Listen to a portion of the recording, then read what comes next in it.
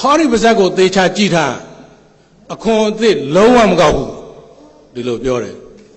နော်ဟောဒီပါဇက်ကိုသေချာကြည့်ထားဆိုပြီးတော့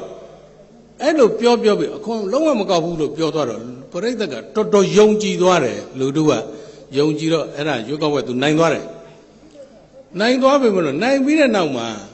စီးပွားရေးအခြေတိုင်းပြည်စီးပွားရေးအခြေအနေမကောင်းတော့အစိုးရအထုံးစိတ်တို့ဘာလို့ညာတို့ကလိုတဲ့ခါကျအစိုးရဆိုတာပတ်စံ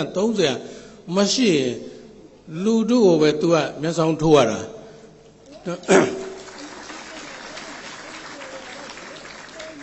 အဲ့တော့ဒီကြားထဲကပဲပတ်စံကိုဘယ်လိုညှိယူမလဲဆိုတော့ဆိုရလူစီကပတ်စံရတာအခွန်ကောက်တဲ့နည်းပဲရှိတယ်အခွန်ကိုပုံစံမျိုးစုံနဲ့ကောက်တာပဲနော်အခွန်လုံးမဆိုးပဲနဲ့အခွန်တွေပဲအဲ့ခါကျတော့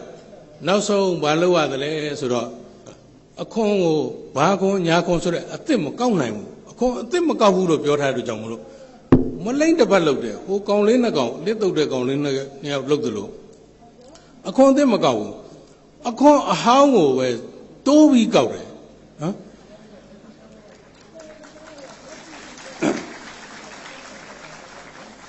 ငကိုရှိပိသားဘာကွန်ညာကွန်ဆိုတဲ့ဟာတွေအဲ့ဒါတိုးပြီးကောက်တယ်ကြအခွန်အသစ်လုံးဝမကောက်ပါဘူးလို့ပြောမလို့ဘလူးကလက်မကောက်ဘူးအခွန်အသစ်မကောက်ဘူးဆိုကြတဲ့အခွန်အောင်ဈေးတွေတက်လိုက်ခါသူတို့စီကလူတွေကလည်းပါဇက်ပိတ်ပြီးနေတဲ့လူတွေမရှိဘူးအော်ဘီဂျယ်လိုပဲရှောက်ပြောတဲ့လူတွေကြီးပဲနော်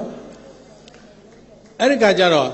ဒီစကားကအဲ့ဒီအချိန်မှာဝေဖန်အောင်လည်းမကောက်ဘူးဘယ်ချိန်ကျပြဿနာတက်တယ်လဲဆိုရင်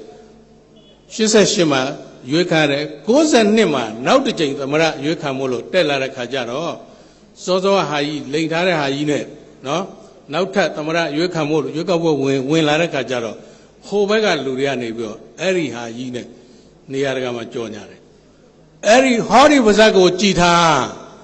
အခွန်အသစ်လုံးဝမကောက်ဘူးဆိုတဲ့ဟာကြီးကိုကျန်တဲ့လူတွေပြောတယ်ဟောဒီပါဇက်ကိုသေချာကြည်ထားလိန်နေတာဆိုပြီးတော့ဟိုလောက်တာ